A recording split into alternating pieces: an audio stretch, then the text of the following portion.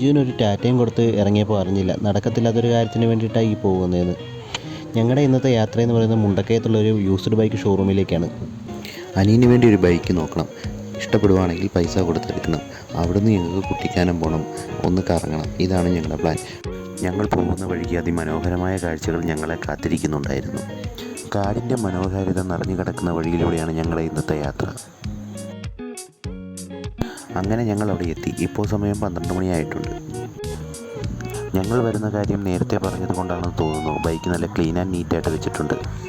ആദ്യമായിട്ടാണ് ഞാൻ KTMൻ്റെ ഈ മോഡൽ വണ്ടി ഓടിക്കുന്നത്. അതുകൊണ്ടായിരിക്കണം എനിക്ക് വളരെയധികം ഇഷ്ടപ്പെട്ടു. വണ്ടിയുടെ RC ഓണർ സ്ഥലത്തില്ലാത്തത് കൊണ്ട് ഞങ്ങൾക്ക് അവിടെ നിരാശയോടെ അവിടെ നിന്ന് പോരേണ്ടതായിട്ട് വന്നു. ഇനി 2 ദിവസം കഴിഞ്ഞ് ഒന്നും കൂടി അവിടം വരെ പോകണം. വണ്ടി തിരികെ ഏൽപ്പിച്ച് ഞങ്ങളവിടെ നിന്ന് കുട്ടിക്കാനത്തേക്ക് യാത്രയായി. കുറേ തവണ ഈ റൂട്ടിൽ കൂടെ യാത്ര ചെയ്തിട്ടുണ്ടെങ്കിലും കോട്ടയം കുമളി റൂട്ട് എന്നും എനിക്ക് പുതുമ നിറഞ്ഞതാണ്.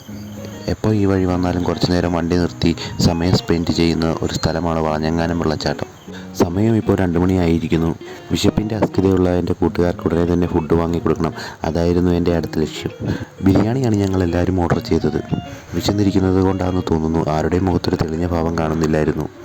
കുട്ടിക്കാനം എത്തിയിരിക്കുന്നു. ചെറിയ തണുത്ത കാലാവസ്ഥയാണ് ഇവിടെ ഇപ്പോൾ. ചൂട് കാരണം ഒരു 2 മാസത്തേക്ക് കോട്ടയം വിട്ട് കുട്ടിക്കാനത്ത് വന്ന് നിന്നാലെന്ന് വരെ ആലോചിച്ചു പോയി. ഇവിടുന്ന് അങ്ങോട്ടുള്ള യാത്ര അതിമനോഹരമാണ്. തേയിലത്തോട്ടങ്ങളും മലകളും കൊണ്ട് അതിസമ്പന്നമാണ് കുട്ടിക്കാനം.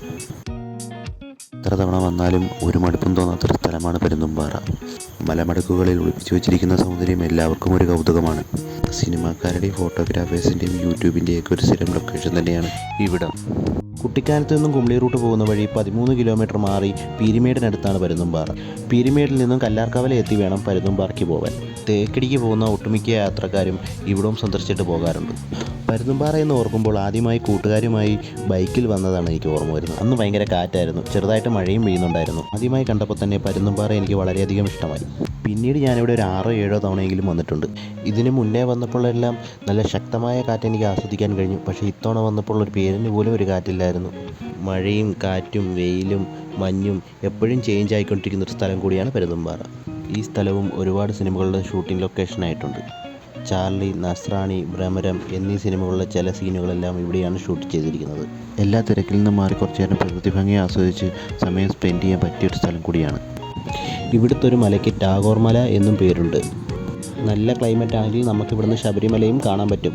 അതുപോലെ തന്നെ ഇവിടം ഒരു മകരവിളക്ക് വ്യൂ പോയിൻറ്റും കൂടെയാണ്. മകരവിളക്കിൻ്റെ ടൈമിൽ നല്ല തിരക്കാണ് ഇവിടെ അനുഭവപ്പെടുന്നത്.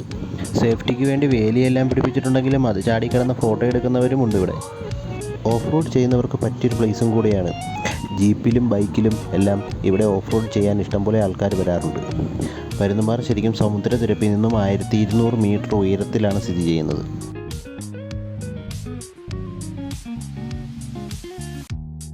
ആദ്യമായി ഞാനിവിടെ വന്നപ്പോൾ 1-2 ചെറിയ കടകൾ മാത്രമേ ഉണ്ടായിരുന്നുള്ളൂ. ഇപ്പോൾ ഇവിടെ ചെറുതും വലുതുമായി നിരവധി കടകളായിട്ടുണ്ട്. ഞായറാഴ്ച ആയതുകൊണ്ടാണെന്ന് തോന്നുന്നു അത്യാവശ്യം നല്ല തിരക്കുമുണ്ട്. വാഗമണ്ണിലെ പോലെ ചെറുതും വലുതുമായ ഇഷ്ടംപോലെ മൊട്ടക്കുന്നുകളും എല്ലാം ഇവിടെ നമുക്ക് കാണാനായിട്ട് സാധിക്കും. താൽക്കാലികമായി പണിത് വെച്ചിരിക്കുന്ന ചെറിയ ചെറിയ കടകളാണിതെല്ലാം. ഇരുമ്പിലും കമ്പുകളിലും ഒക്കെയാണ് പണിതിരിക്കുന്നത്. ഇവിടെ വന്നപ്പോൾ കണ്ടൊരു കാഴ്ചയാണ് മിക്ക കടകളിലും ഇതുപോലുള്ള പട്ടങ്ങൾ തൂങ്ങിക്കിടക്കുന്നു. കുട്ടിക്കാനം കുമളി റൂട്ടിലെല്ലാം ഇതുപോലുള്ള തേയിലക്കടകൾ നിരവധി നമുക്ക് കാണുവാൻ സാധിക്കും. പലതരം ടേസ്റ്റുള്ള തേയിലകൾ ഇവിടെ ലഭ്യമാണ്. ഇതെല്ലാം കഴിഞ്ഞ് ഞാൻ അവിടെ നിന്ന് ഇറങ്ങാൻ നേരത്ത് കണ്ടൊരു കാഴ്ചയാണ്. കാർമേഘത്തിൻ്റെ ഇടയിൽ കൂടി സൂര്യപ്രകാശം അടിക്കുന്നു. ക്യാമറയിൽ എങ്ങനെ കിട്ടുമെന്ന് എനിക്കറിയില്ല. ചെറുതായി ഇരുട്ട് കയറി തുടങ്ങിയിരിക്കുന്നു. ആദ്യമായിട്ടാണ് ഞാൻ ഈ ഒരു സമയത്ത് പരുന്തുംപാറയിൽ വരുന്നത്. അതുകൊണ്ടാണെന്ന് തോന്നുന്നു എനിക്ക് വളരെയധികം ഇഷ്ടപ്പെട്ടു. സൺസെറ്റും കണ്ട് പരുന്തുംപാറയ്ക്കൊരു ബൈ പറഞ്ഞ് ഞങ്ങളിവിടെ നിന്ന് ഇറങ്ങി. അത് കഴിഞ്ഞ് ഞങ്ങൾ പോയത് നേരെ അമ്മച്ചി കൊട്ടാരത്തിലേക്കാണ്. സമയം ഇപ്പോൾ 7 മണിയായിട്ടുണ്ട്. കുട്ടിക്കാനം ജംഗ്ഷനിൽ നിന്ന് 2 കിലോമീറ്റർ ദൂരമാണ് അമ്മച്ചി കൊട്ടാരത്തിലേക്ക്. തുരുമ്പടിച്ചൊരു പഴയൊരു ഗേറ്റാണ് അമ്മച്ചി കൊട്ടാരത്തിൻ്റെ അടയാളം. വൈകിട്ടായതുകൊണ്ട് തന്നെ വ്യക്തമായി ഒന്നും ക്യാമറയിൽ കാണാൻ കഴിയുന്നില്ല. മൊബൈലിലുള്ള ഫ്ലാഷ് ലൈറ്റിൻ്റെ വെട്ടത്തിലാണ് ഞങ്ങളിപ്പോൾ മുമ്പോട്ട് പോകുന്നത്. പ്രൗഢിയും പ്രതാപവും ഒക്കെ പോയി ഇപ്പോൾ തകർച്ചയുടെ വക്കിലാണ് അമ്മച്ചി കൊട്ടാരം. 25 ഏക്കറിൽ സ്ഥിതി ചെയ്യുന്ന ഈ കൊട്ടാരത്തിൻ്റെയും കാട് പിടിച്ചു കിടക്കുന്ന കൊട്ടാരവളപ്പിൻ്റെ അവസ്ഥ കണ്ടിട്ടായിരിക്കണം ഇതിന് പ്രേതാലയം എന്ന് പേര് വന്നത്. തിരുവിതാംകൂർ രാജകുടുംബത്തിൻ്റെ വേനൽക്കാല വസതിയായിരുന്നു ഈ കൊട്ടാരം. ഈ കൊട്ടാരത്തിനെ പലരും തെറ്റിദ്ധരിച്ച് വിളിക്കുന്നതാണ് അമ്മച്ചി കൊട്ടാരം എന്നത്. എന്നാൽ യഥാർത്ഥ അമ്മച്ചി കൊട്ടാരം ഇതല്ല. അതിന്ന് സ്വകാര്യ വ്യക്തികളുടെ കയ്യിലാണ്. നല്ല ഇരുട്ടായതുകൊണ്ട് ഞങ്ങൾ അധിക നേരം അവിടെ നിന്നില്ല. അമ്മച്ചി കൊട്ടാരത്തിൻ്റെ സ്റ്റോറി അറിഞ്ഞപ്പോൾ എനിക്കൊരു ദിവസം പകൽ വന്ന് ഫുള്ള് നടന്ന് കാണണമെന്നുള്ള മോഹം തോന്നി. എപ്പോഴെങ്കിലും പകൽ വരണമെന്നുള്ള ഒരു ആഗ്രഹവുമായി ഞാൻ തിരികെ വീട്ടിലേക്ക് യാത്രയായി. അപ്പോൾ അടുത്ത വീഡിയോയിൽ കാണാം. എല്ലാവർക്കും ബൈ.